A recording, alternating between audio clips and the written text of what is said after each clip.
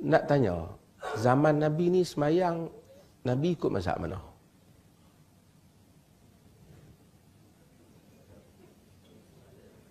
Ha? Sebelum tu lah, bukan saya nak merendah mazhab. Nak bagi faham. Nabi semayang ikut mazhab mana? Ada orang tanya kalau zaman Nabi hari itu, Nabi ikut mazhab mana? Pula dah. Apa punya soalan lagi? Soalan lagi. Kambing pun tak tanya lagu tu. Nampak tak? Okey? Dia benda yang kemudian takkan ada di zaman sebelum. Sebelum itu tak ada. Okey, cuba buat soalan begini. Zaman sahabat, mereka sebih kereta kat mana? Diorang? Kita nak jawab berdua. Tak, pasal belum ada kereta. Okey. Ada pula kita tanya zaman Nabi ikut mazhab mana? Alah kebengong punya orang. Nampak? Siapa yang tanya ni? Pelik-pelik lagu ni. Zaman Nabi, ada tak hadis Bukhari? Tak ada. Sekarang orang mengaji hadis Bukhari, hadis Abu Daud, hadis Tirmizi, hadis Daruqutni, hadis Ibnu Hibban. Zaman Nabi ada tak sebut hadis Ibnu Hibban? Tak ada. Dah kenapa ada? Kenapa dah awak tanya soalan? Zaman Nabi orang mengaji hadis Bukhari ke tak? Belum ada.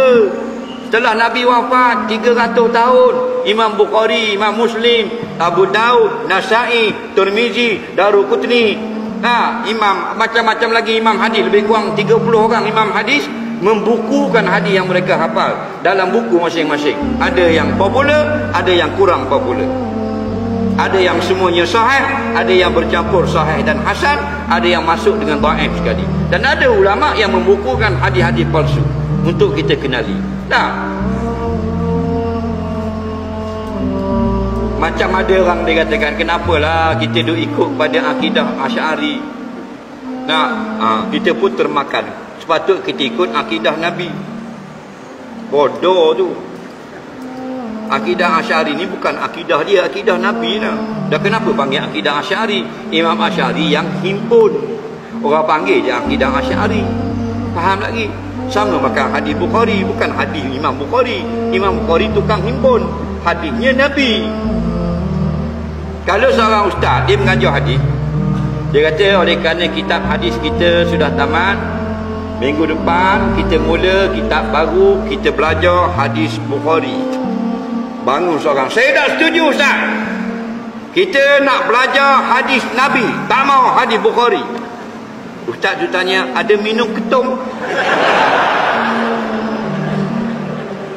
Hadis Bukhari tu hadis Nabi lah. Bodoh. Dah kenapa dipanggil hadis Bukhari? Imam Bukhari yang kumpul. Faham lagi? Kenapa panggil hadis Abu Daud? Imam Abu Daud yang kumpul. Namanya Sunan Abi Daud. Semuanya hadis Nabi.